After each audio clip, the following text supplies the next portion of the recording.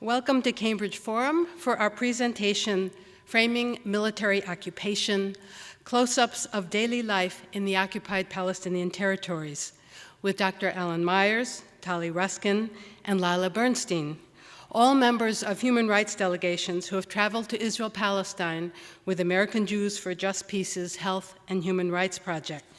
I'm Dr. Alice Rothchild, co-founder of the Boston chapter of American Jews for Just Peace and co-organizer of the Health and Human Rights Project, and I will be your moderator tonight.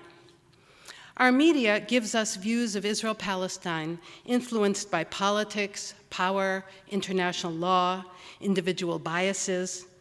But what does life in the occupied Palestinian territories feel like on the ground? Over the past decades, our panelists have had occasion to observe daily life in the West Bank and East Jerusalem during their visits as part of human rights delegations. These close-ups provide a very different view of the impacts of the Israeli occupation on the local Palestinian population and raise serious questions about the effects on education, healthcare, legal rights, mobility, family life, and future political solutions. For instance, do the extensive permitting and checkpoint systems really improve Israeli security? How does bearing witness to the on-the-ground realities help reframe public understanding of life under military occupation? Let me introduce all of the panelists, and then I'll set the scene for you before we begin our group discussion. Dr. Alan Meyers is a co-principal investigator for Children's Health Watch Boston site. He has a special interest in the nutritional problems of low-income children and has worked with a number of state and local initiatives to improve the diet and health of school-age children in Massachusetts. He is co-chair of the Massachusetts chapter, American Academy of Pediatrics Committee on Obesity. Alan is also a professor at Boston University School of Medicine. He has been on staff, a pediatrician in primary care at Boston City Hospital and Boston Medical Center since 1986, and has been active in medical solidarity work for nearly 40 years. Alan is a member of the steering committee of the Boston chapter of American Jews for Just Peace and co-coordinates the Health and Human Rights Project. Tali Ruskin is education chair of Jewish Voice for Peace Boston's coordinating committee, serves on the steering committee of American Jews for Just Peace, and will be co-leading this summer's Health and Human Rights delegation to Israel-Palestine. She has spent a great deal of time traveling and living in Israel-Palestine, gaining a deep understanding of the politics, cultures, languages, and peoples. She holds a master's degree in public health and in social work from Boston University and works at the Boston Public Health Commission under the Division of Violence Prevention. Laila Bernstein works in the fields of housing, homelessness, and public health.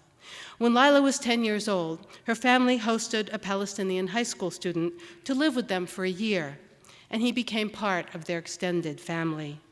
Laila has been on the steering committee for American Jews for Just Peace since 2010 and traveled to Israel-Palestine with a delegation of the Health and Human Rights Project in 2013.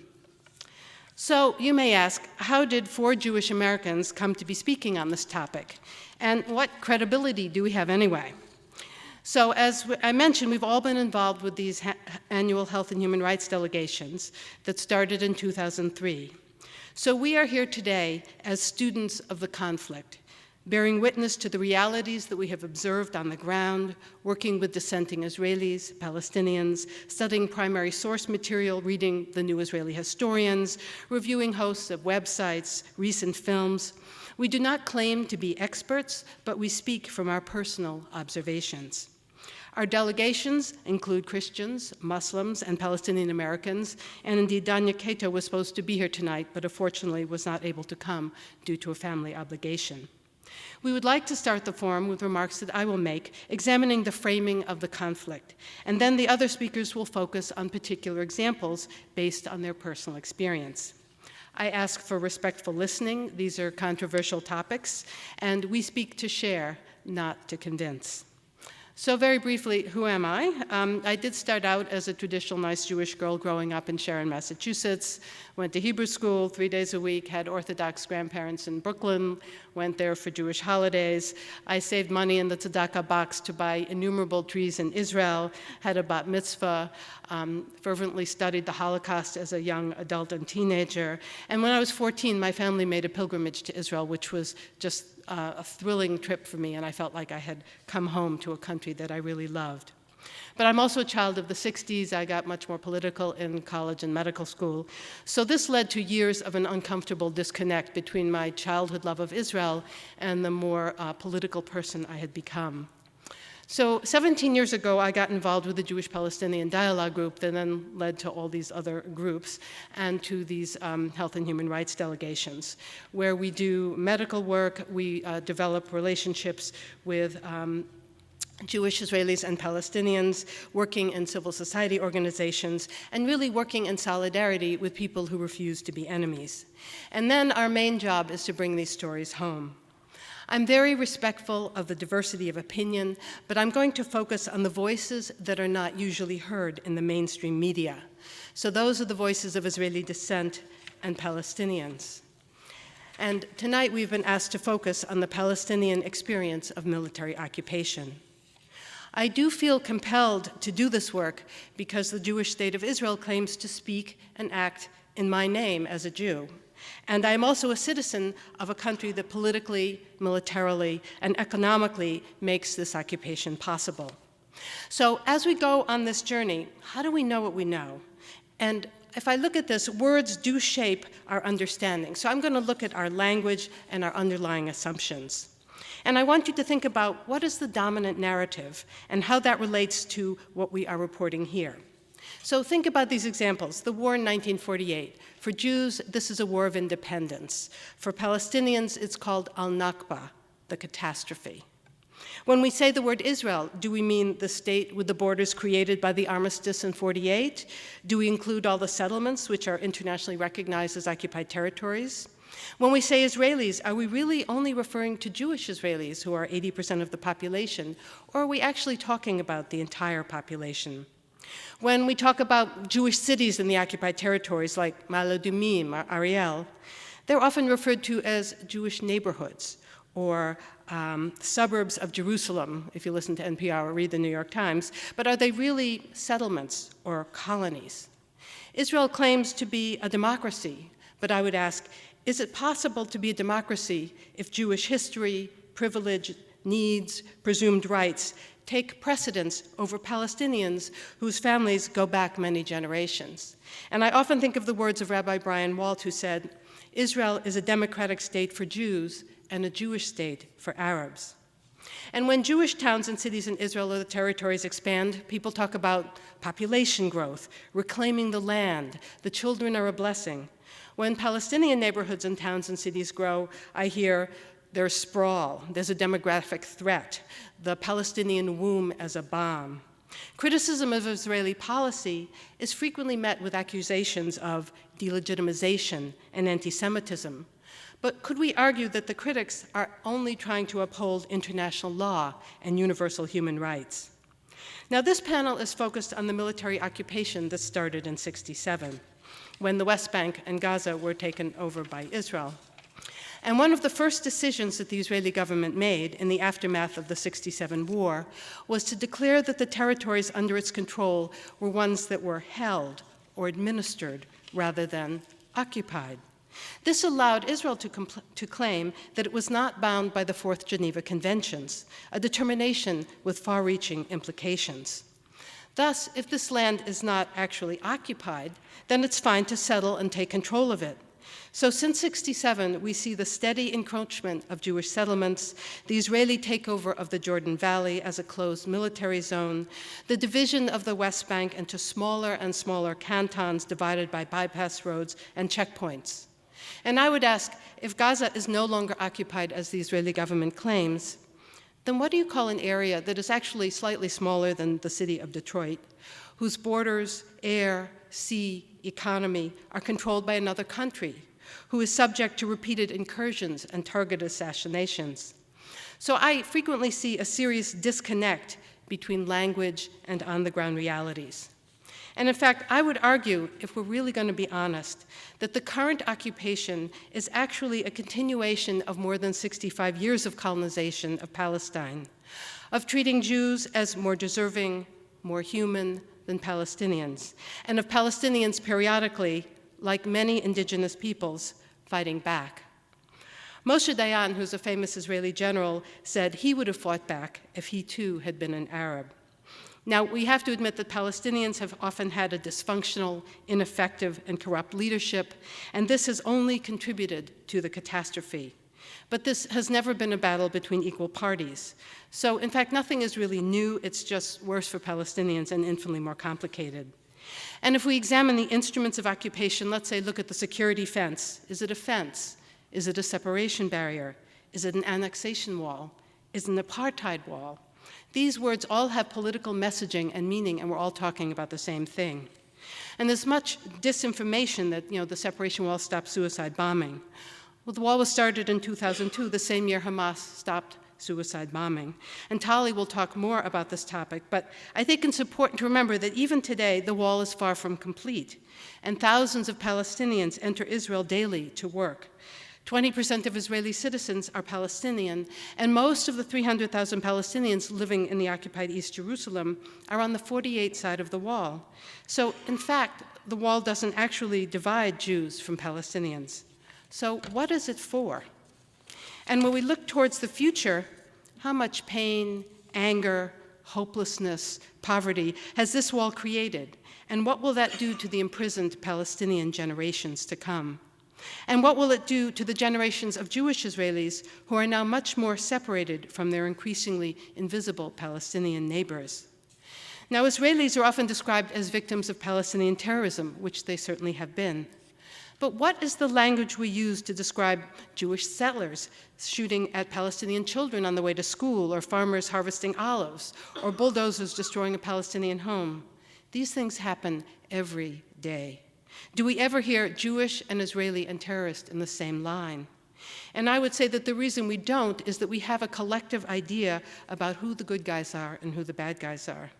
And it's interesting, if you look at history before 1948, Menachem Begin was a terrorist involved with the Irgun and the Stern Gang, and he fought in opposition to Ben Gurion, who was a terrorist with the Palmach and the Haganah. These were two paramilitary groups, and before the British left, they succeeded in depopulating 220 Palestinian villages through terror, intimidation, and massacres. So it's obvious that getting rid of the indigenous Arab population actively and passively was a fundamental part of building a Jewish state, of Zionism. But both of these men became prime ministers and are remembered as freedom fighters and the fathers of Israel. So does the word terrorist actually have any meaning? And how we use it clearly depends on who we are and what point we are trying to make. And backing up a little bit, many people are unaware that after 1948, Palestinians with Israeli citizenship lived under military rule until 1966 within Israel, with a system of checkpoints and permits, unable to get compensation for lost property and homes, frequently living near their own old villages which were demolished or settled by Jewish immigrants or developed into national parks or industrial parks or military ranges. And this is despite a very egalitarian declaration of independence.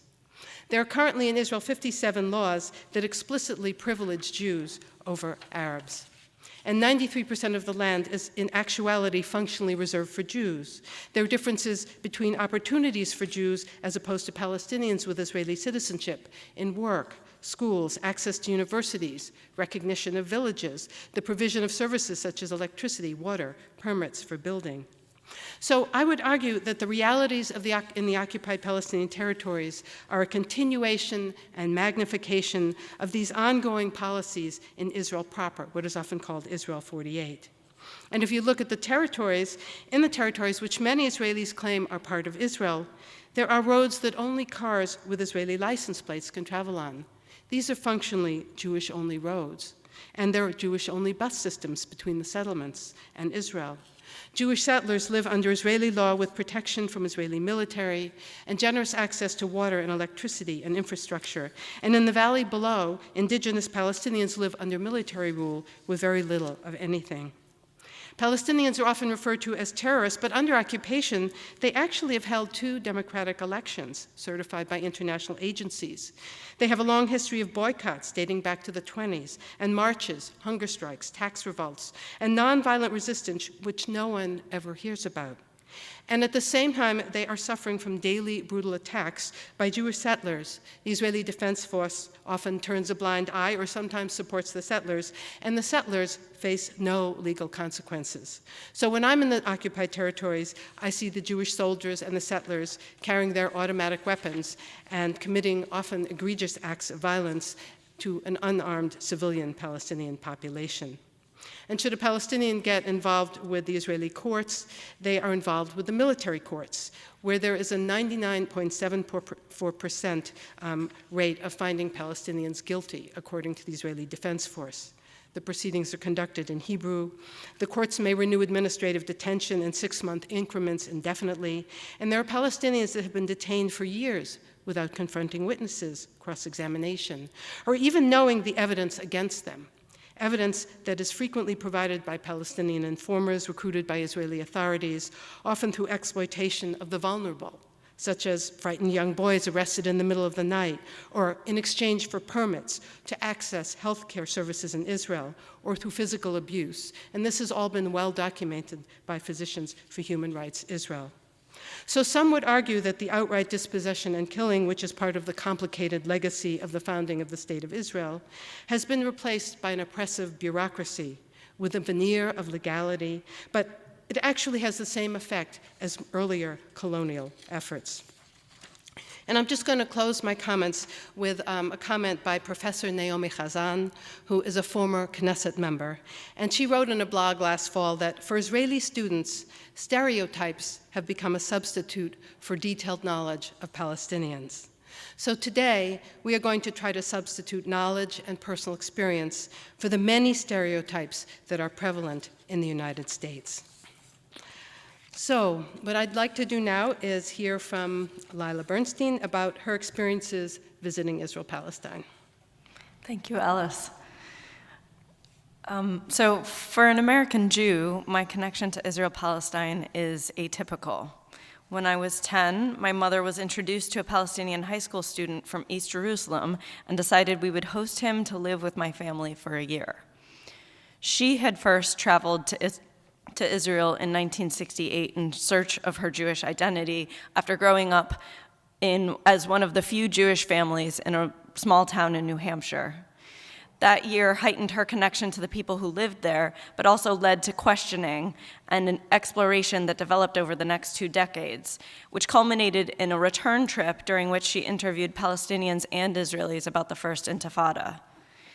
Those videotapes were stolen from our car before we left the country, so the video was never made, but that summer we also met Sadiq. It took a while for my sister and me to warm up to Sadiq, and we hazed him, as children do, at times giving him the cold shoulder, or at other times getting in his face and yelling, "Kif halak," which means, "How are you?" but we would yell it. And he tolerated this. He's the oldest of 6 children, so he tolerated it with patience and being kind. So we slowly accepted his presence in the house and his position as a sort of sibling. And in the years since, he's remained a member of my family. So the concept my mother had when we brought Sadiq to live with us was that we would host him for a year and then he would go back and make peace. At 19, he already knew far too much to do that, or to fall for that, so he stuck around for several years. He went to college in Western Mass, he went to Hampshire College. He got his master's degree in social work in New York, and he even practiced as a social worker for a while there. Finally, in 1998, under threat of losing his East Jerusalem residency status, he decided to go back and live in East Jerusalem. And until this past June, I hadn't seen him since he had left the States. So in June, I had the chance to go on the Health and Human Rights delegation run by American Jews for a Just Peace. And I reunited with Sadiq. I met Sadiq's wife and introduced them to my husband. And we met and bonded with their 2 daughters. His oldest daughter is a talented singer and loves Arab Idol, which was kind of in process when we were there. She was over the moon when a young man from Gaza won. And she's sweet and earnest and held my hand and cried the first time we parted, just a day after we had met. His youngest daughter speaks very little English, but she spoke enough to climb on my back and say, "Auntie Laila, run." Sadiq is now a social worker for young Palestinian prisoners and ex-prisoners in the criminal court system, not the military court system that Alice mentioned that functions for Palestinians in the West Bank, and you could say warehouses Palestinians in the West Bank. He works for the criminal court system within the 48 borders. And in a classic Sadiq scenario, he's kind of the ultimate boundary spanner, he bragged to us one night when we met up about his day at work. And he said, "I just got my Palestinian transgendered client a job at a Hasidic hair salon." Sadiq's wife has an executive level job at the East Jerusalem Electric Company and is a very strong, intelligent, and lovely person. Their family is extremely close, and the children are thriving. They don't live their lives or think of themselves as victims. They are not defined by the occupation nor oppression, nor are they particularly political. And they spend most of our time together telling us about the children's talents and achievements, of which there are many. However, even so, just by visiting them in their home in East Jerusalem, I learned a tremendous amount about how living under occupation affects so much of their lives. So to make plain how occupation affects everyday life, I will walk through what my life would look like if I lived in Israel-Palestine compared to Sadiq's life.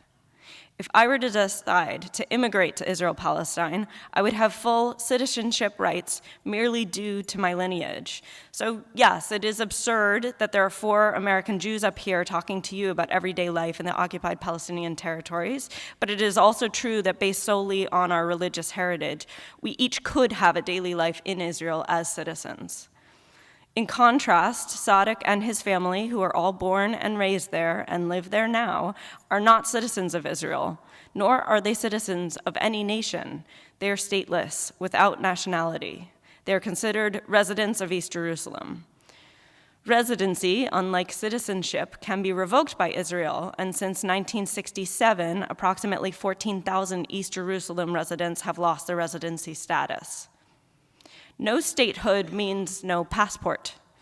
That makes international travel quite difficult and often impossible. Sadiq has not left since 1998. To come to live with us in the first place, Sadiq had to apply for special documents, and until about a week before he came, we thought it wasn't going to happen. So before I go on, I do want to say that Sadiq and his family do have some significant privileges compared to Palestinians living in other parts of the occupied territories. So in contrast to West Bankers, East Jerusalemites don't cross a checkpoint to get to most economic hubs or the ocean. Their car is marked with the yellow Israeli license plates, distinguished from blue plates of cars registered in the West Bank. And these yellow plates make travel within the 48 borders and even travel back and forth across the checkpoints to get to the West Bank much easier. They certainly have more freedom of movement than Gazans, who are primarily trapped on a tiny strip of land, referred to many as the world's largest open-air prison. However, the rights of East Jerusalem residents are far from equal to the rights afforded to Jewish Israeli citizens. If I were to live in Israel-Palestine, I would live in a house or apartment building that is supplied with water from the aquifer. Most of the water, in fact, comes from an aquifer under the ground in the West Bank. This would be true if I lived in Tel Aviv, if I lived in Jerusalem, or even if I lived in a settlement in the West Bank. However, Sadiq's house, like all Palestinian homes in East Jerusalem and the West Bank, is topped by a black water tank that stores water because they are not hooked up to the aquifer and their access to water is tenuous. My water consumption would rival the average American's, would rival my water consumption here, whereas Sadiq's water consumption and access is like that of developing nations. I too am a social worker, and in fact, it turns out, I didn't realize this, Sadiq and I both worked for the same social service agency in New York. However, my housing and thus my job opportunities would include many different cities, Haifa, Tel Aviv, Beersheba, whereas Sadiq must live in East Jerusalem and as a result has many fewer job opportunities. Good thing he's doing so well with his. Saadik's sister lives in Ramallah, approximately 12 miles away from him. But there's a huge military checkpoint in between them, so he says he visits about once a year. If my sister and I both lived in Israel-Palestine, there would be no checkpoint in between us, and we would be able to casually visit whenever we chose without interacting with an occupying military force. To get there, I would fly in and out of Tel Aviv without harassment, whereas Palestinians who live in the West Bank and East Jerusalem are not allowed, without special permission, to fly through that airport and must travel to Amman, Jordan to get on an airplane. That's assuming they could get access to a temporary passport.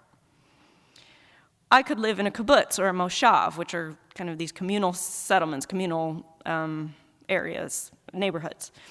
To live in either a kibbutz or a moshav, there's a private admissions committee that first must approve who lives there. Generally, the admissions committees won't allow Palestinians to live in their communities. In 2010, the Israeli parliament passed legislation in response to Arab-Israeli accusations of discrimination that allows admissions committees to still exist, but bans them from considering applicants on the basis of race, religion, sex, ethnicity, country of origin, etc. Yet, the practice hasn't changed as a result of the legislation because the law allows committees to reject applicants deemed, quote, unsuitable to the social life of the community or the social and cultural fabric of the town, which can include having a Zionist vision. Furthermore, on a kibbutz, where people don't own their own homes, property is formally not sold but rather leased. The land of the entire settlement is owned by one entity, usually the Jewish National Fund through the Israel Land Administration, which leases out individual plots only to members of the cooperative. The Jewish National Fund, the owner of the land in many of these communities, views itself as a Jewish organization whose mission is to care for the land of Israel on behalf of the Jewish people everywhere, and therefore refuses to lease to non-Jews. I could marry whomever I'd like without threatening where I could live. However, if one of Saadik's daughters wishes to marry a Palestinian from the West Bank, she would likely have to choose between living with her spouse or her East Jerusalem residency, as residency status does not transfer through marriage nor to children. To live with her family, she would need to apply for family reunification, which since the passage of the Nationality and Entry into Israel law in 2003 is virtually impossible to receive. Public schools my children would have access to would be much better resourced than the public schools in East Jerusalem, and the curriculum would teach that my people are the heroes, victors, protagonists of history, without pressure from the Israeli government to impose another narrative. As a side note, Saadik sends his daughters to private school. He went to private school in Bethlehem in the West Bank, and he remembers having to sleep at the school during the First Intifada because it was unsafe to travel back and forth to his home. If my family member was diagnosed with brain cancer and needed access to specialized treatment where I lived, as is the case with Saadik's sister-in-law, if we had the money, I would likely be able to expand my home through a building permit. Palestinians who apply for building permits are routinely denied, and if they then build without it, they are at risk of having their homes demolished under the guise of illegal and unsafe building because it was done without a permit. Although Saadik's family probably does have the financial resources to do so, they did not expand their home, and now they rather live in a much tighter quarters, squeezed in with twice as many family members. In fact, rather than experiencing housing squeeze that Palestinians in East Jerusalem face due to extreme housing shortage, I would be offered subsidies to live in illegal settlements in the occupied territories. If I lived in a settlement beyond the separation wall or apartheid wall, depending on what you want to call it. In contrast to Saadik's journey to Ramallah, my journey would be on a superhighway that gives little indication, if any, that I'm in the West Bank. I would have voting rights to elect members of the parliament and the prime minister. As you might guess, stateless people do not get to vote in the occupying state's elections, even though they must pay Israeli national insurance, income tax, and municipal taxes and are subject to Israeli laws. The mere existence of my family would be applauded rather than referred to as a demographic threat in academic writing and mainstream news. My children will be required to serve in the army that is the occupying power of Sadek's family land. And in truth, from what I understand about the segregation of Jewish Israelis and Palestinians in East Jerusalem, if I had lived in Israel-Palestine when I was 10, I probably would have never known Sadek at all. Thank you so much. Is this on? Okay. Now let's hear from Tali Ruskin, who brings her experience in activism and a career in violence prevention to her observations tonight. Thank you, Alice, and thank you, Laila, and thank you all of you for being here. Sorry, I'm just gonna fix that cord. So just a little background about me. So I am a white Ashkenazi Jew, which means that I'm the descendant of Eastern European Jews who fled from Eastern Europe prior to the Nazi Holocaust. Some came to the US, some came to Canada, others went to Palestine, so I have family in all of those places. I grew up going to Jewish day school for my entire life, for 14 years, from preschool all the way through high school. I spent every summer from age 8 to 22 at a Zionist summer camp I was part of Habrim Jor, which is an international Zionist youth movement. And I have went on over 20, I stopped counting at a certain point, trips to Israel with my family, with my schools, with my summer camp, with my friends, for various reasons, to study, to travel, to be with family, etc. But none of those times that I had ever gone did I ever knowingly interact with Palestinians, and I never went into the West Bank or to Gaza.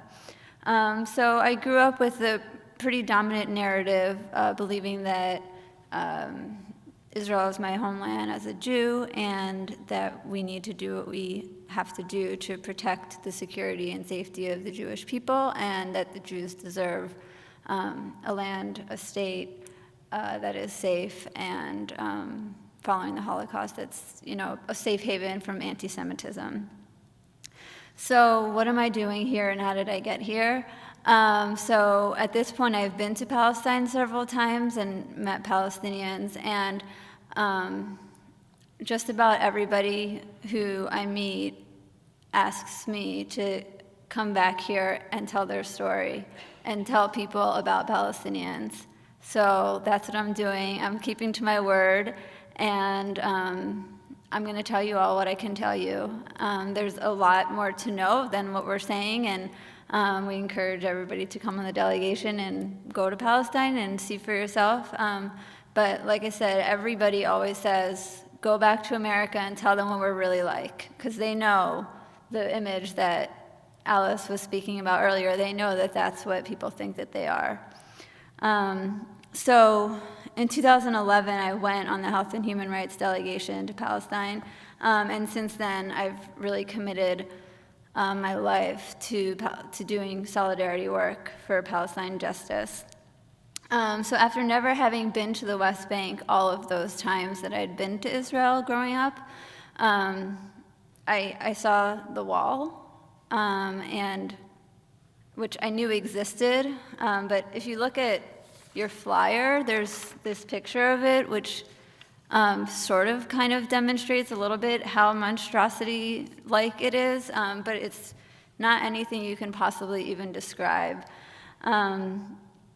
So I saw the wall and how it's part of this extremely complex system of laws and checkpoints and permitting and settler roads that Alice was talking about, combined with all the military violence and the support from the US, and how this all forms what's known as the matrix of control to restrict the freedom of movement of Palestinians and ultimately to restrict their self-determination and liberation of Palestinians. So a little bit about the wall. Alice brought up the issue of framing language and framing narrative using specific language. So the wall is a really great example of that framing. So Israelis and Israeli allies, Israel and its allies, might refer to the wall as a security fence. They might say a security wall, whereas Palestinians and Palestinian allies might refer to it as the apartheid wall or an annexation wall or separation wall. And just a little bit of facts about the wall to give you a little bit of a sense. So it goes 1 meter below the ground and 8 meters above the ground. So 8 meters is what, like 25 feet? That's really high. It's 702 kilometers long, which is twice the length of the Green Line. And upon completion, it will have cost $2 billion. And as Alice mentioned, the U.S. taxes are paying for a lot of that, and U.S. and international corporations as well. So at this point, it's a little over 60% completed. It was started in 2002. The idea that it's a fence is somewhat true in some places. It's what's called a smart fence with sensors and dogs and adjacent military roads on each side. And something that's really, really important to note is that 85% of the wall is actually, the path of the wall is actually within the West Bank itself. And goes through multiple villages within the West Bank and East Jerusalem. So if you look at the path and see how it snakes, it's very clear that the idea is to annex as much land as possible with as few number of people. So to combat what's called the demographic threat, right? So we're going to get land, but make sure that it's not land that has too many Palestinians living there, because then we have to absorb them into Israel, and that becomes a threat to the Jewish majority. So going back to the framing of the wall as being for security and stopping suicide bombing, in addition to the fact that 85% of the wall is within the West Bank itself, there are a few other reasons why I've come to see that this is not accurate. One is that Alice mentioned the bombing really stopped in 2004 when different resistance factions had abandoned those tactics for strategic purposes. And the wall was really it's still only partially built, but at that time it was really only partially built. In addition to what Alice mentioned about there being 20% of the population inside 48 Israel being Palestinian as well. And also that over 100,000 Palestinians every year cross illegally from the West Bank into 48 Israel, primarily looking for work. So when I say illegally, what I mean is that they don't have a permit. So if you live in the West Bank as a Palestinian living in the West Bank, you need a permit to go across the checkpoint. And who gets a permit and who doesn't is pretty random. And having a permit doesn't mean that you always have a permit. You can have a permit to work and wait. And for example, in this one town, Kalkilia, there's a big checkpoint where people line up at 2 and 3 in the morning, like a long maze, like the kind of maze that you would see going up to a roller coaster, but kind of multiplied by about 10, and going through the checkpoint to go to work. And you can wait for hours going through that maze and get through to the front of the line and find out that your permit's no longer valid, and see you later. So the permitting system is extremely random, and who gets one and who doesn't is pretty random. But for the most part, men of a certain age, kind of younger men, are not granted permits to go inside 48 Israel, which also is the age and demographic of the folks who need work most. So, and a more personal experience that I had that really demonstrated to me that this wall is not at all about security was my most recent trip to Palestine this past summer. I was there during the Muslim holy month of Ramadan, and on Fridays during Ramadan, the Palestinians traveling into Jerusalem, any Palestinian can travel into Jerusalem regardless of whether they have a permit. So basically the checkpoints are kind of open because Israel is allowing Palestinians to come in to pray at the Al-Aqsa Mosque, which is the third holiest site in Islam. So I happened to be traveling from Bethlehem, which is in the West Bank, to Jerusalem on a Friday during Ramadan. And so I'm in Bethlehem waiting for the bus, and two Palestinian women who live in Bethlehem and commute to university in Jerusalem were also waiting for the bus to Jerusalem, and they sort of took me under their wing per se, because that's kind of what they do with foreigners, is they spot you and they say, oh, come have tea, come, I'll show you how to get to where you're going, etc. I'll pay for your bus fare, etc. Which they did. And they told me, wait for the bus with us, we'll show you where to go, etc. Okay, so a few minutes later, a Bethlehem tour bus pulls by. As you can imagine, there are a lot of tour buses that go from Jerusalem to Bethlehem, seeing all the holy Christian sites. And the two women instructed me to get on, explaining to me that because it's Ramadan, the tour buses were running as public buses because of the volume of people. So I said, okay. So I get on the bus, I get my passport ready, as I do every time we're about to cross a checkpoint, and getting ready for the soldiers to come onto the bus to check everybody's IDs, etc. And then within a few minutes, I realize, wait a second, we're in Jerusalem. I don't understand what happened. We didn't go through a checkpoint. There was no soldiers came on the bus. Like, what's going on? And then I realized, oh, wow. We went on a settler bypass road. We didn't go through the checkpoint because today is Friday during Ramadan, and the permits don't matter, so we don't have to go through a checkpoint. So what that meant was that anybody could get on the bus in Bethlehem and go into Jerusalem, and no IDs were checked. So going back to Alice's question of the wall and the checkpoints, what is it for? What is it for? Right? So I realized that not only is this wall not about security, but actually on the contrary, it really threatens security.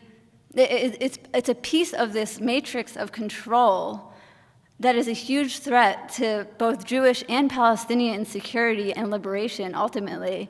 And Jews being in a position of occupier and oppressor is not good for anybody, and is not going to make Jews safer or more secure or decrease anti-Semitism in the world.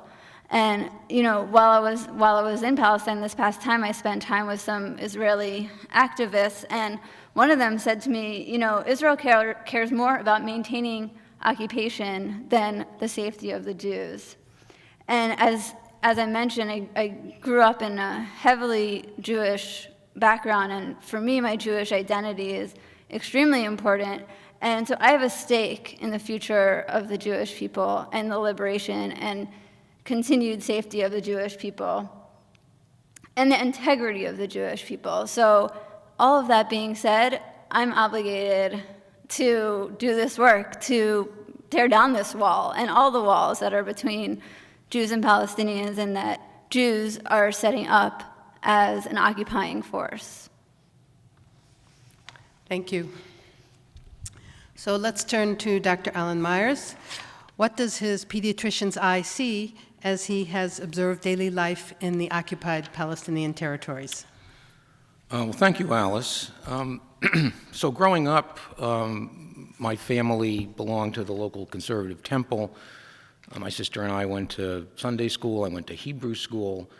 And although I really stopped believing in God and organized religion sometime, I think just after my own bar mitzvah, it was really this upbringing, I'm pretty sure, that was operating kind of unconsciously and preventing me from taking a hard look at what was going on in Israel-Palestine, even though I've spent my adult life in part doing anti-war and solidarity work since the time of the Vietnam War.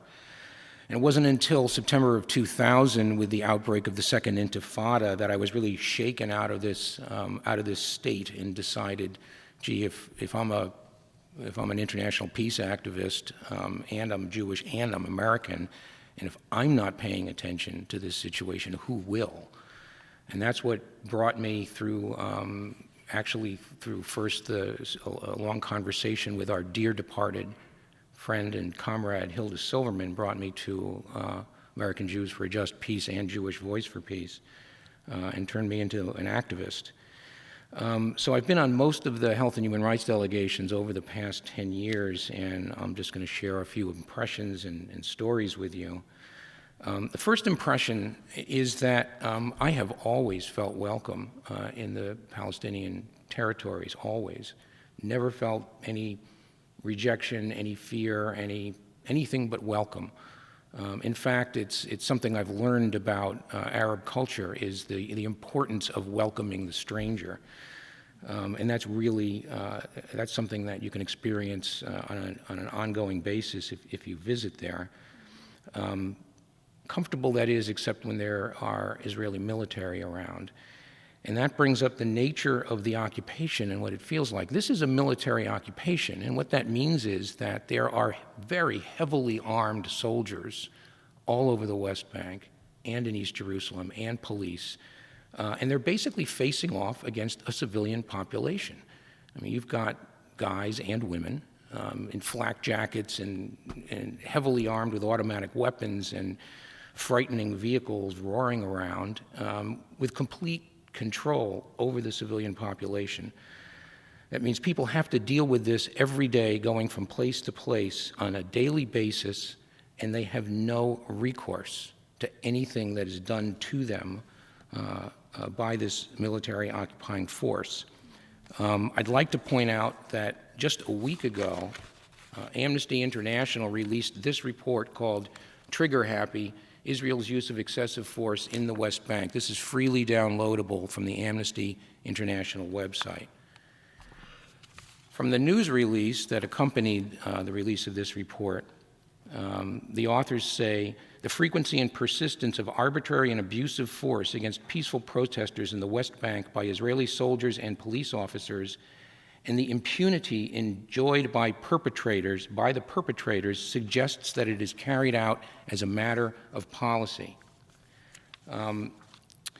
Well, that brings to mind several experiences that I had personally over the years on these delegations. On the very first delegation in June of 2003, our group was in a youth center run by Palestinian Medical Relief Society, which is a large nonprofit, non-governmental organization that operates health and social welfare services in the West Bank and Gaza. The place was full of young people, and they were doing things like learning computer skills, learning English. There was a photojournalism exercise. There was theater and traditional dance, and especially training first aiders. And the director of the youth center, who was a former journalist who had spent over 10 years in Israeli prisons, told us that the point of the youth center was to try to turn young people away from violence. In his words, he said, we tell them, don't throw a stone at a tank and get yourself killed. Rather, you can come here and learn first aid, and maybe you can save your brother or your sister when they are felled by the violence. And we were talking with some of the young people, and some of them said to me, you should go talk to that guy over there. It was a quiet young man who was wearing a first aider vest from Medical Relief. And it was clear, you could see across the room, that his teeth were all broken. So I approached him, and I just struck up a conversation. He was very eager to show me the training materials. He knew I told him I was a physician. He was very eager to show me some of the training materials and the first aid equipment that they used, and he showed me around and showed me this material. And then when we were alone, I asked him if he would mind telling me what happened, why his teeth were broken. And he then did tell me the story. that during the Israeli military incursion of the West Bank that began in April 2002, so roughly a year before our visit, he had been working as a first aider, going to see an elderly man with advanced cancer. He had a cancerous lesion on his chest wall, and this young man, whose name was Taher, was changing the dressings, much like a visiting nurse would do in our setting. But during this incursion, Nablus was under curfew. Now, what does that mean? It means that you can't cross the threshold of your home or you could be shot on sight, except for there would be an hour every 2 or 3 days that the Israeli military would say, okay, now you can go out and do your shopping or whatever you want, but only for an hour. So he was out during that time in the middle of the day because he was tending to this patient. He was stopped in the street by an Israeli soldier who said, you're violating curfew, you have to come with me. He said, I'm a medic, I'm tending this patient. He said, I don't care.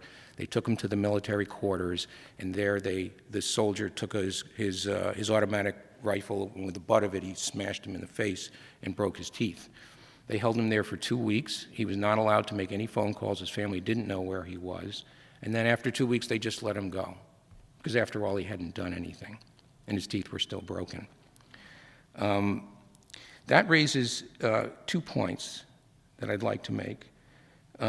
One is that the kind of work that's being done by many Palestinian civil society organizations, including medical relief, is something I wasn't aware of. And I had started to study the situation. I wasn't aware of it. I wasn't aware of the kind of work advancing social causes within their own people that these organizations are engaged in, and trying to turn them away actually from violence. The director of the youth center said, we try to tell them, don't turn yourself into a candle. Try to channel this into something constructive, like theater, like photojournalism, like writing, like speaking. The second point is that the brutality of occupation is a daily event. And if you talk to enough Palestinians, they'll tell you. Now, this young man didn't offer to tell me this story, and I've had this experience a number of times. People who have been traumatized, at least in my experience with the Palestinians I've met, they don't come right out and tell you. You have to get at it a little. And I was discussing this with our colleague, Dr. Ruchama Marton, who was the founder and current president of Physicians for Human Rights Israel. She's an Israeli psychiatrist, and she said, yes, that makes sense, because if you're traumatized, you don't hold the trauma in the front of your conscious mind. It's too disturbing.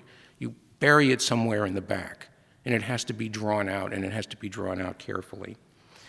I had another experience, again, thinking back to this Amnesty International report. On our delegation in October of 2007, I was seeing patients as a pediatrician in a clinic run by Palestinian Medical Relief in the village of Sinjil, which is about 30 kilometers north of Ramallah.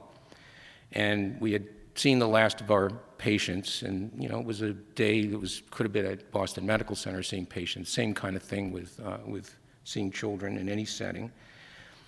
And the last patient who came in, it was a woman carrying a child. The child was 12 years old, but only weighed 24 kilograms. She told me the story. This boy had severe cerebral palsy. He was nonverbal. He'll never talk. Microcephalic, poor brain growth.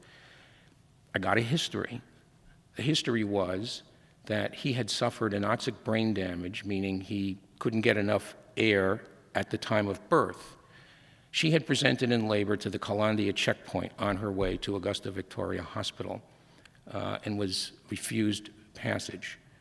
She labored for 5 hours at the checkpoint. Her husband was frantic, and he ran to try to find help.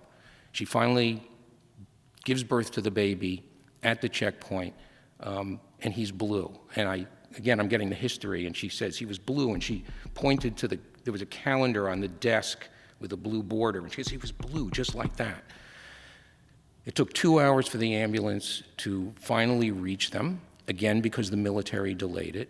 So now we're 7 hours out. This newborn is still alive and was resuscitated, but had suffered such severe anoxic brain injury that this was the situation. So now this woman who has 3 other children carries him everywhere. She spends almost all of her energy caring for him. She spends hours a day feeding him with an oral syringe. I asked her, and she estimated that that her family spent 2/3 of their income caring for this child, this 12-year-old. Her husband worked for the Palestinian Authority. He made about $320 a month. I wasn't surprised to hear this story because on an earlier trip, we had visited the offices of the United Nations Population Fund in East Jerusalem. They were happy to receive us, and they told us about their work. In part, their work was trying to deal with this situation, and they told us, the United Nations personnel told us that during the course of the second intifada, between 2000 and 2003, they had documented 56 episodes where Palestinian women had labored at checkpoints and delivered, resulting in 19 maternal deaths, women who bled to death, and 26 neonatal deaths. They thought that there were more, but that was all that they had been able to document. They produced a video, actually, which I have a copy of here, called Birth at the Checkpoint, and actually you can watch this online. If you search on Birth at the Checkpoint, you can put in United Nations Population Fund, you can watch the video and hear the testimonies yourself. So those are just a couple of stories, and I think anyone who would go and hear this would be just taken aback at how little we really know at what's gone on, funded by our tax dollars for all these years, and continues to go on.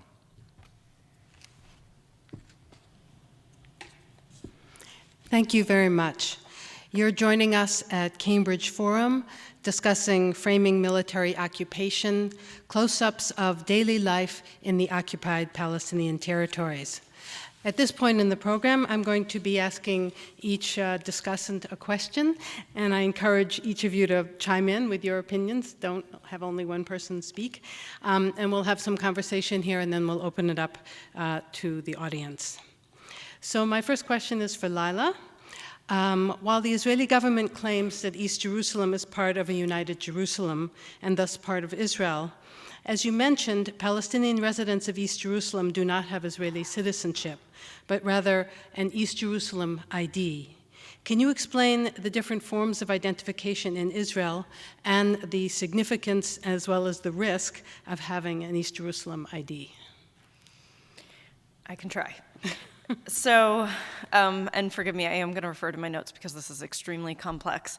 So to start with East Jerusalem and what it means to have an East Jerusalem ID, the Israeli government explicitly can revoke that ID if it's determined that East Jerusalem is not the center of life. So that clearly affects where someone might work or spend their time, education, and travel, and that if you look online at people who've lost their East Jerusalem residency, there have been periods of time where a lot of people are losing their residency and periods of time where they're not. But that is kind of the criteria. It's also worth mentioning that the wall that we keep referring to, the apartheid wall, cut neighborhoods of East Jerusalem off, and they became the West Bank. So those folks were living in East Jerusalem, now they live in the West Bank. They don't have East Jerusalem status, residency status. But ironically, Jewish settlers that live in East Jerusalem, living on illegal settlements, are Israeli citizens. So it's not a geographic distinction. It's an identity/geographic distinction. So just to make very clear, the establishment of settlements by an occupying power in occupied territory violates international humanitarian law, which is the body of law governing situations of armed conflict and military occupation. So the Fourth Geneva Convention explicitly prohibits an occupying power, that's Israel, from transferring any part of its own civilian population into the territory it occupies. So that's all to say that settlers living in East Jerusalem are Israeli citizens illegally by international law living there. Now I can get into even more complicated story if we want to talk about the non-occupied part of Israel. Do you want me to go there? Why don't you just begin Briefly, okay. Because it helps to frame sort of what kind of ethnicity, racial profiling. Also, it's a different kind of society, and I think it's important for people to understand this. Okay, so we've now left East Jerusalem and moved into the non-occupied parts of Israel-Palestine, and we're talking about people who have citizenship of Israel. There's a distinction between citizenship and nationality, and this is something that I just learned when I was there this last summer, and so I'm going to read. So we're talking about cities like Haifa or Lid or Nazareth, where there are Palestinian citizens of Israel, but there are 137 different nationalities. And so the one nationality that is not recognized among those 137 is Israeli nationality. That is not a nationality recognized by Israel. But there is a Jewish nationality and many, many others. So why would that be? If there was an Israeli nationality, then it would be a state of its citizens. And people who had Israeli citizenship would be Israeli nationals. But by maintaining nationality and citizenship as two distinctions, Jews can have continued rights that aren't granted to other citizens. Just to make sure that people don't go and look at passports and get confused, Israeli passports will say that the nationality is Israeli because that's how the international community would expect to see it. But that is not internally recognized within Israel. Also on Israeli ID cards, there's a secret code. So if a Jewish person has an Israeli ID card, their birth date uses the Hebrew calendar. I don't know exactly what that would look like, but It's year 5,000 something. Oh, it uses the Hebrew calendar year. But everyone else, if you're not Jewish, your birth date uses the Gregorian calendar. So there's no explicit labeling, except it's very clear who's who. So I could stop there. Okay, does anyone else have a comment on that? No? I have another personal experience with this. I have friends who live in East Jerusalem. They're both physicians, and they were living in Australia for training, and the wife got pregnant, and she wanted to be sure her baby had East Jerusalem ID. So she came back to have the baby, had the baby in East Jerusalem, and then the Israeli authorities refused to give the baby an ID, claiming that she'd been out of the country, center of life, even though she had all the documents that she'd been in East Jerusalem enough. They had falsified documents, and she took her case to the Supreme Court, and she lost. So she now has a baby that was born in East Jerusalem. They're living in Australia where she's training, and her baby is completely without any state, even an East Jerusalem ID. So you see how this gets manipulated to be sure there are not more Palestinians having rights in the region. Tali. Jewish settlers living in the West Bank live under Israeli civilian law. And as we have mentioned, some of the settlers are armed and protected by the Israeli Defense Force and attack Palestinians in their olive orchards, going to school, destroy houses, that kind of thing, but with complete impunity. Can you discuss the rise in settler violence that we're seeing and its impact on the Palestinian population? Sure.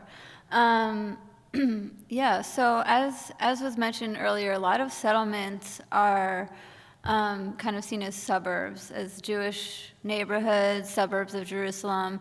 And Laila mentioned this, that Jews the Israeli government will subsidize Jews to live in settlements. So for a lot of people who live in settlements, they're living there because it's a nice neighborhood, it's cheap, whatever.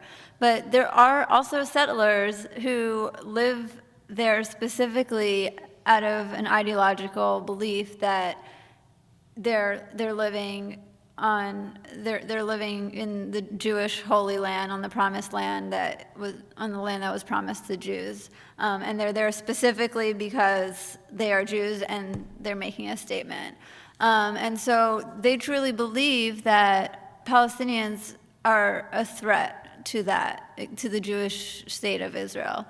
And so they engage in violence towards Palestinians. And a really prime example of where this takes place is in Hebron. It takes place in a lot of places, but I'm just going to focus on Hebron, which is a really intense situation because they're literally living on top of each other. So the Jewish settlers are literally living on top of Palestinian homes. Okay, their homes are like on top of them, on top of the market. So what has happened is that the settlers will used to kind of throw things down into the market, dirty diapers, old garbage and food and whatever. And so you walk through the Palestinian market in Hebron, you look up and you see there's sort of this like grated kind of cage-like netting. And it's to stop that stuff from coming through. So the settlers got a little more creative and started pouring things like flammable liquids and egg yolks and such. So you walk through the Palestinian market and you'll see tapestries with egg yolks dripping down from them. You'll see tapestries that have burn holes in them. And that's because the settlers will literally pour that into the market. The other thing is, the last time I was in Palestine, I met a man in Hebron who invited me into his home and was telling me about the settler violence, the violence that he and his family has experienced from settlers. He talked to me about one of his sons who, at the age of 4, went down to the corner store to get some candy, and some settlers threw acidic water into his eyes, and he went blind from that. He also told me about his first wife who was shot and killed by settlers in their home, and the children were there witnessing it. And he also told me about, he had this water bottle with what looked like and was a preserved snake, and I asked him, what is this? Well, it's a snake that the settlers threw into the window of his 3-year-old son's room in the middle of the night. So, I mean, this one man just had one story after another of the violence that he is, just he and his family have experienced from the settlers in the time throughout their lives. And, you know, a lot of this goes unpunished and is sanctioned. And, you know, in Hebron specifically, you kind of look around and there literally are soldiers on top of Palestinian homes and markets everywhere, kind of with their guns pointing down. And they're there to protect the settlers from Palestinians. So that's sort of just like some examples of settler violence. Some settler violence that takes place that I actually haven't witnessed myself, but have heard stories about is burning olive groves, which if you know anything about the kind of agricultural, economic history of Palestine, olive groves are indigenous and are a major part of the Palestinian economy. And so burning olive groves is it's very significant economically and also in terms of identity and culture. So those are a few examples of settler violence and how they impact Palestinians, and the stories just go on and on. Does anyone have any other comments on that? Okay. So, Alan, healthcare in the occupied territories is provided by a combination of the Ministry of Health, UNRWA, which is the United Nations Relief and Works Agency, which deals with healthcare in the refugee camps, private clinicians, and non-governmental organizations, such as you mentioned, Palestinian Medical Relief Society. Can you discuss the impact of that kind of non-system on patient care and what is meant by the NGOization of healthcare, which is a phrase that we heard when we were there? Sure. You mentioned UNRWA. That's the United Nations Relief and Works Agency, which does maintain medical facilities for primary care and emergency care, but can only serve Palestinians who are designated as kind of official refugees. And that includes about 2/3 of the population of Gaza, but only about 1/3 of the population of the West Bank. The remainder of the people who are not official refugees are cared for by either the Palestinian Authority, which does not have an extensive enough availability and access to health centers, or to that vacuum has been filled by a number of non-governmental organizations, all trying to do their best. But there's a problem with that coordination to the extent, for example, that the Palestinian Authority is the only one who administers immunizations. So if a child comes to one of those other clinics, you don't know if they're immunized or not unless the parent has the record, which sometimes they do and sometimes they don't.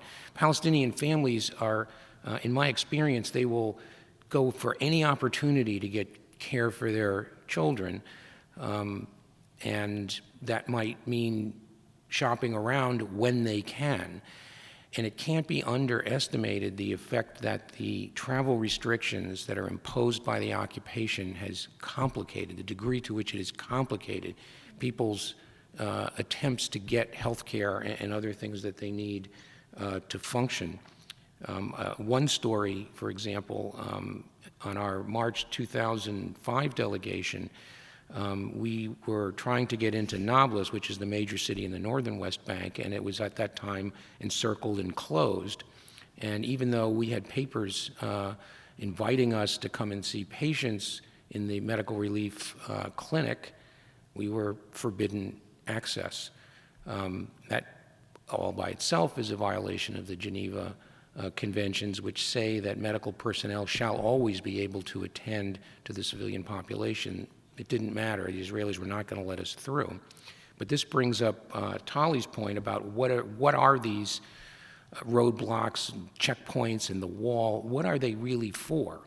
Because we turned around and we talked to the Palestinian cab drivers who are all waiting on that side of the checkpoint. And Palestinian cab drivers know what's going on. They're always talking to each other on their cell phones. And they said, you know what? There's another checkpoint 1.5 kilometers to the east at Awarta, and they're letting people through.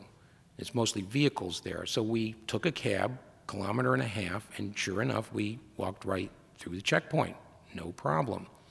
And in fact, anybody who really wanted to do damage, let's say you wanted to strap yourself with explosives and go from here to there, you wouldn't walk through the checkpoint.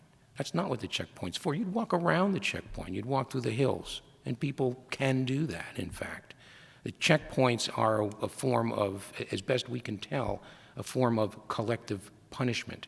They're meant to make life so miserable, daily life so miserable, that maybe the Palestinians will just all leave. That's the fantasy that the Israeli government appears to be entertaining since its creation. Let's just have a land without Palestinians. Maybe if we make things bad enough for them, they'll all leave. And it does make things bad enough for them, but they're not leaving. So I think that really brings us to a topic that we haven't covered, which is the right to resist. And this has to do with the whole framing issue. Are Palestinians resisting, terrorists and unreasonable people, or do they actually have a just claim to resist an oppressive situation?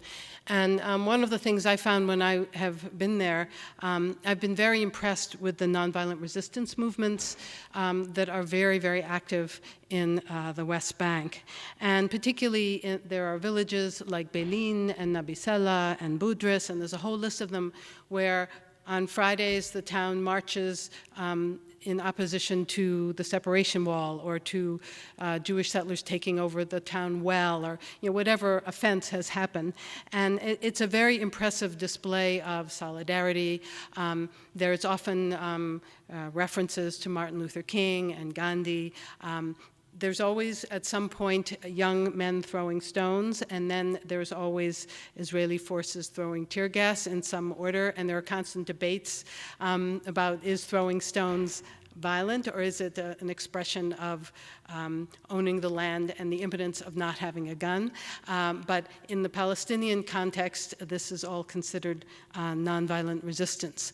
The other very powerful nonviolent resistance movement that we've seen growing is the call for boycott, divestment, and sanction from Israeli companies or Israeli products.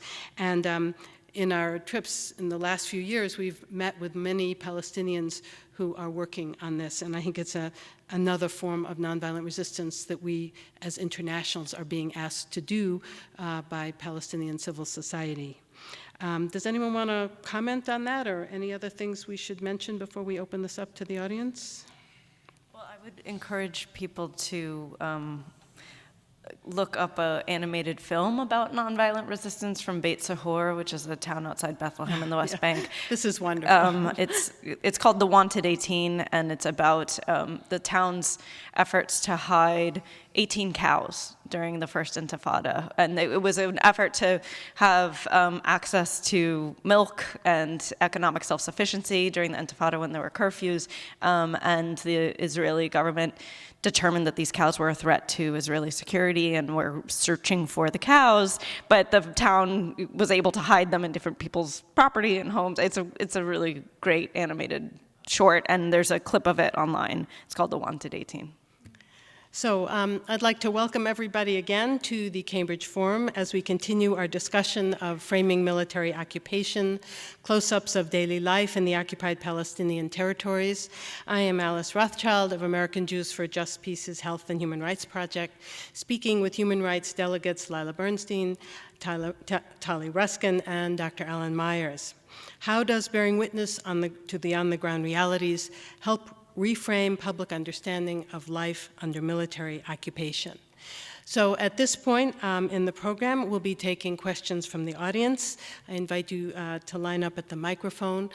Please be succinct, no talks of your own, but questions to the panelists, please.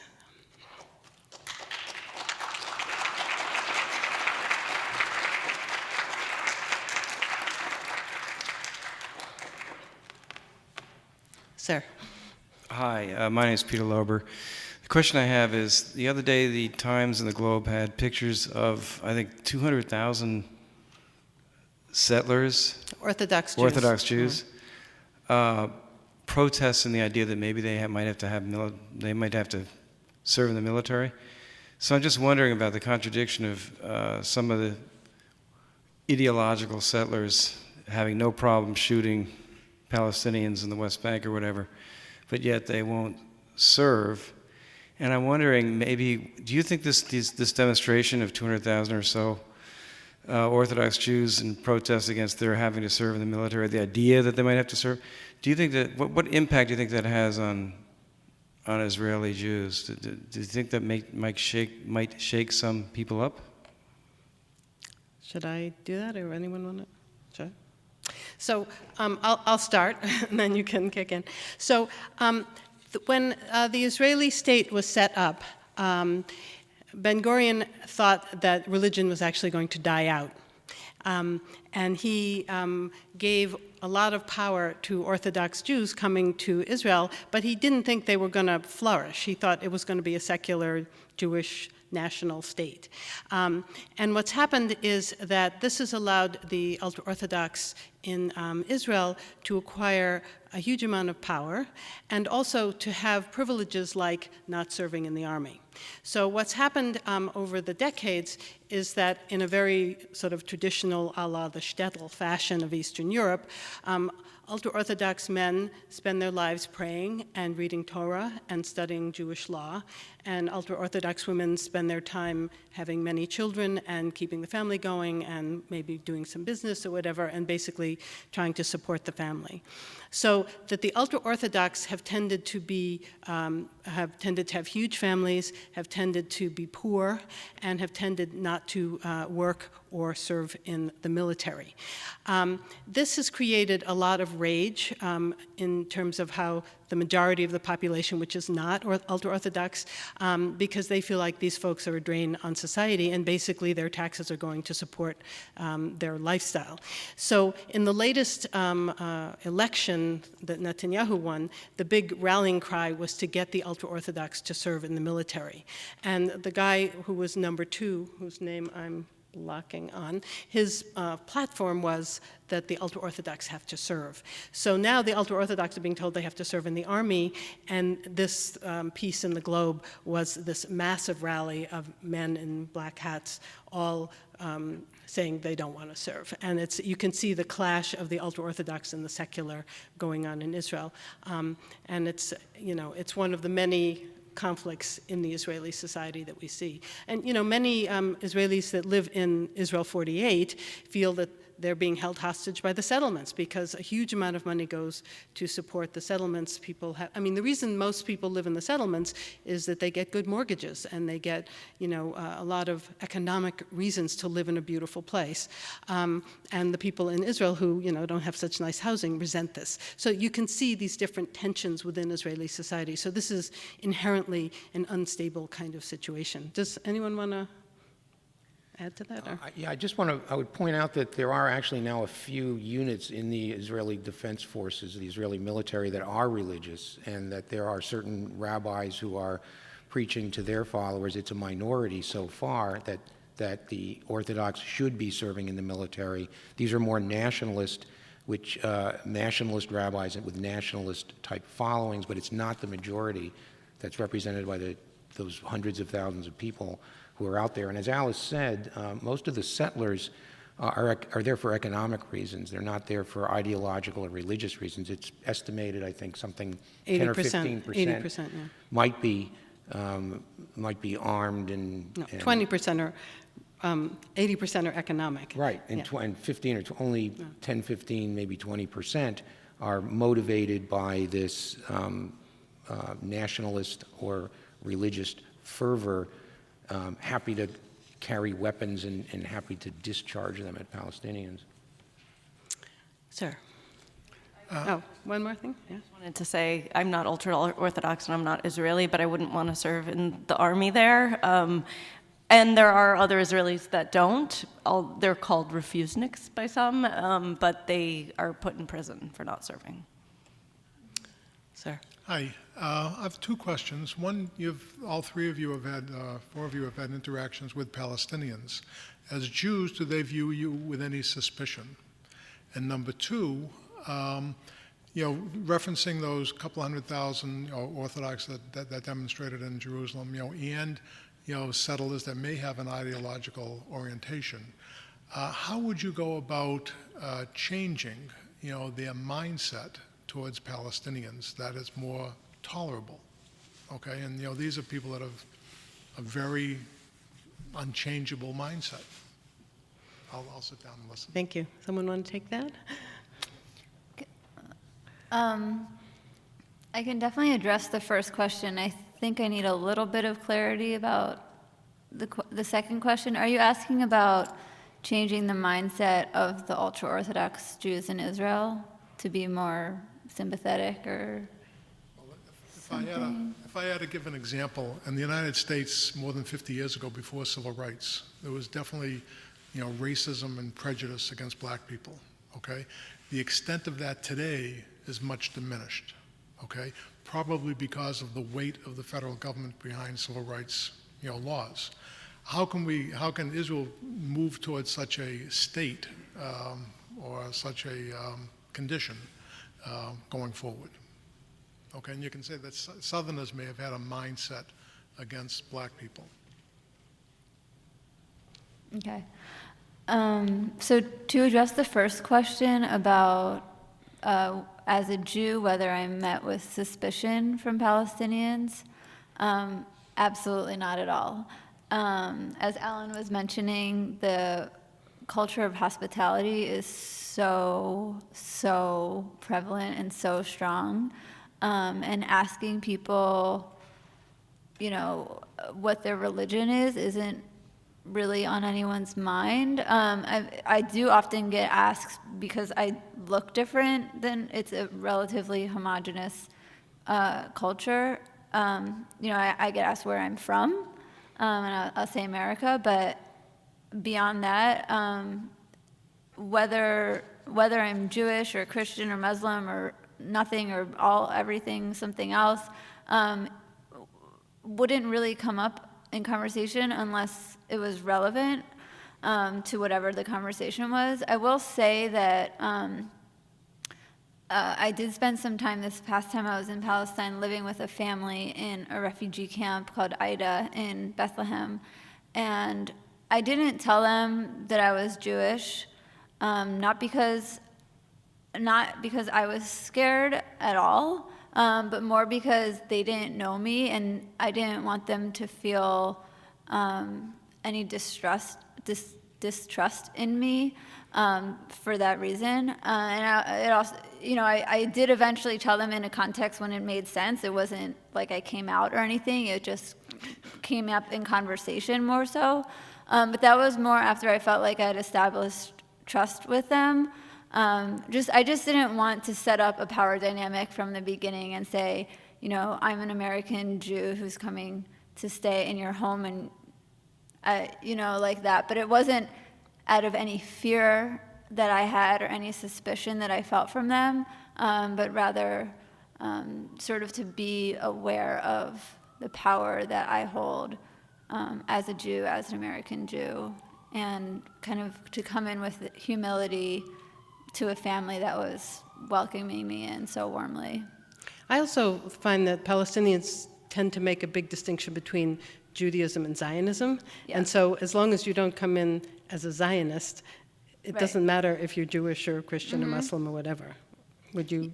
Yeah, I would agree with that. I also would say that most Palestinians are Muslim, and so when the topic of religion does come up, they often will highlight the fact that there's so much in common between Islam and Judaism, more so than between Judaism and Christianity or Christianity and Islam. So oftentimes they're really excited to talk about religion.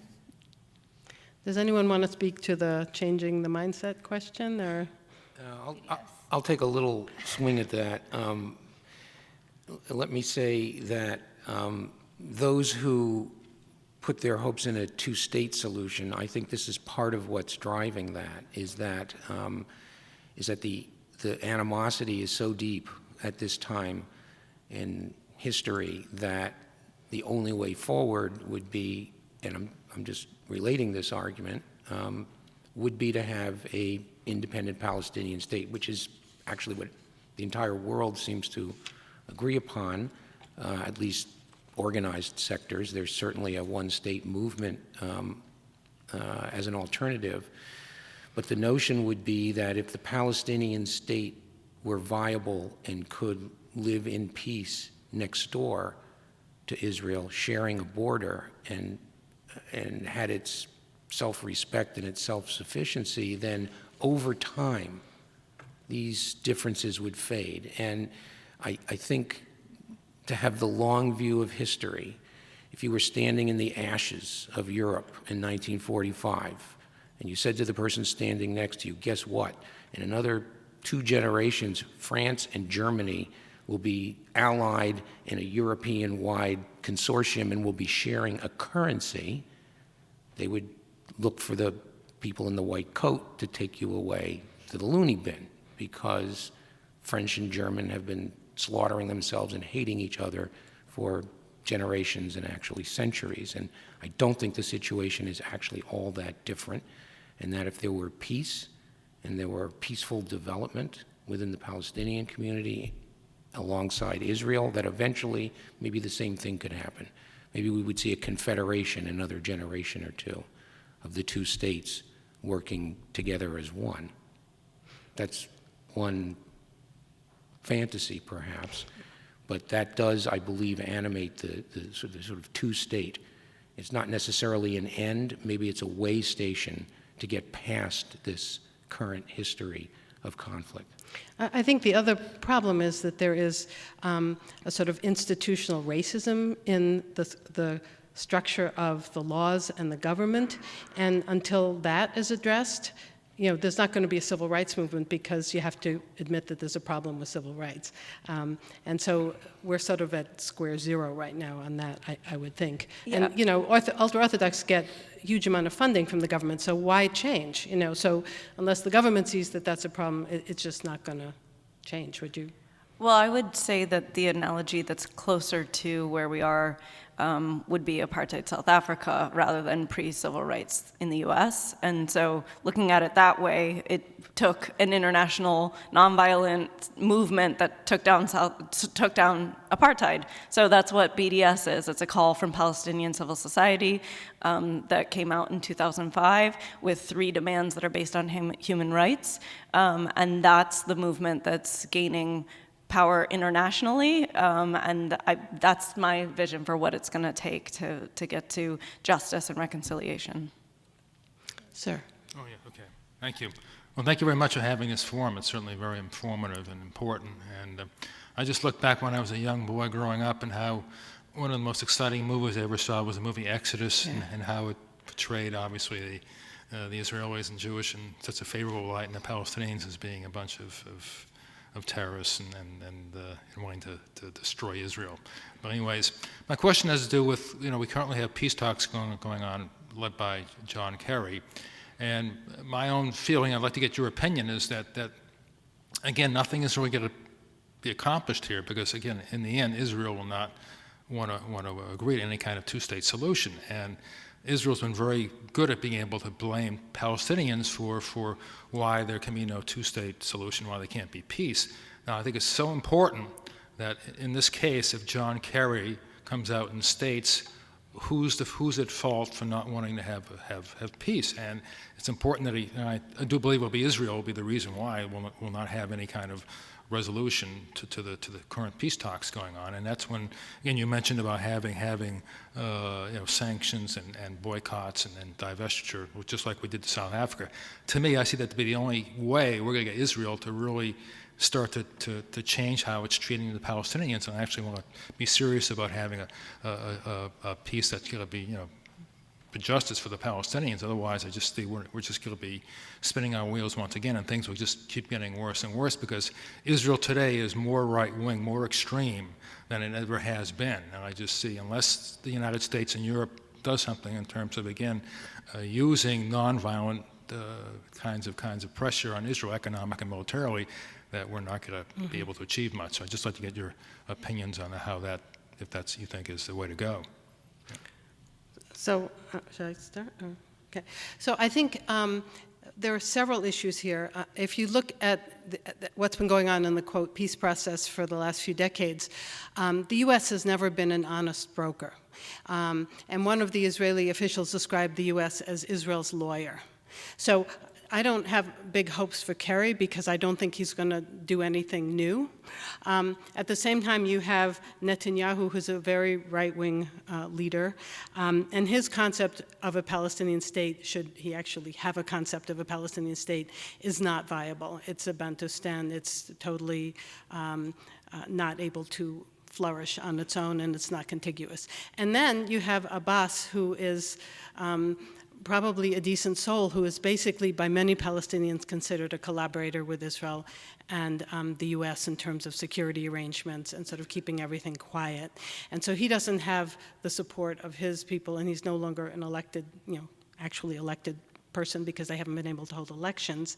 So there are multiple layers that are going to make this not work, combined with the continued growth of the settlements, combined with the huge amount of military industrial support that the U.S. gives Israel. And I think I've read these articles about the peace process industry, and looking like you're having a peace process has been very good for everyone. The U.S. is off the hook. They look like they're doing good things. Netanyahu looks much more like a nice guy than he actually is. And Abbas and the Palestinian Authority continue to get a huge amount of money to build more roads and train more police and that kind of thing. So right now I think we're in a kind of holding pattern in terms of making any forward movement. What would you guys, I think that's the consensus of the group right now. You have to blame somebody. If you don't blame anybody, then nothing will get done. Well, I think you have to Israel, look at who has the power. To me, Israel is the main reason why nothing will get done. And unless Kerry can say that, the United States is willing to take Obama taking the courage to say that, then things will just get worse. And eventually the Palestinians will fight back, and that's what Israel wants. And then there'll be more expulsions, more arrests, just make life more intolerable for the Palestinians. So we need to have this be a question. So, I do agree that you have to look at who is the responsible party, and the people that are in power are ultimately the responsible party. Let me say, I think everything you say is exactly spot on, and it brings up the point that I believe and many people in Israel believe, and that is that if Uncle Sam, let's say our president, were to say publicly to the world, we're not going to pay for this anymore. You're going to sign this deal to allow a independent Palestinian state and work something out with the refugees and work something out with Jerusalem, we're done. We're not going to pay you the $3.5 billion a year. We're not going to support you diplomatically anymore. And the U.S. has the power to do that and has never, ever done it. When Netanyahu basically gave President Obama the finger a year ago because he said, no, we won't stop building settlements, the U.S. could have said, well, you know what, we're not going to pay you $3 billion a year. But that seems to be radioactive. And as Americans, I mean, if we believe in democracy and this is a democratic society, then it's our task to try to change that, we think. But I think you're absolutely right, but the power is here. Because the Israeli population, if the American president said that, the Israeli population would turn on, the Jewish Israeli population would turn to the prime minister and say, what are you doing? You're making the U.S. mad at us. Get out. Well, and then they would vote somebody in that would do what Uncle Sam said, if Uncle Sam were willing to say it. So I think we have time for one more question. I think I know the answer, but my understanding is that you have been going on these delegations or sponsoring them for approximately 11 years. And so would you say that Israel is treating the Palestinians better or worse or about the same? Anyone want to answer that?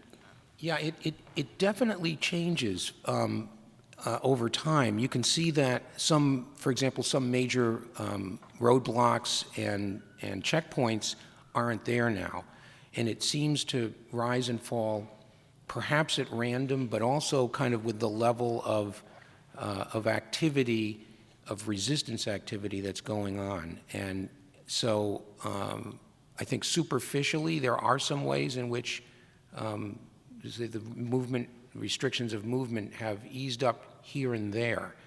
But at any moment that can change, and it does change like that, and it's kind of unpredictable. So, but you know, one of the discouraging things is I've heard more kind of Palestinians expressing a weariness and a kind of loss of hope. Now that's just an anecdotal impression that I have, but it's so wearing to live under these circumstances with no realistic vision of a light at the end of the tunnel. It's just not there for these people who are living under these conditions on and on. And it gets a little better, it gets a little worse, it gets a little better, but boy, it is soul-sapping.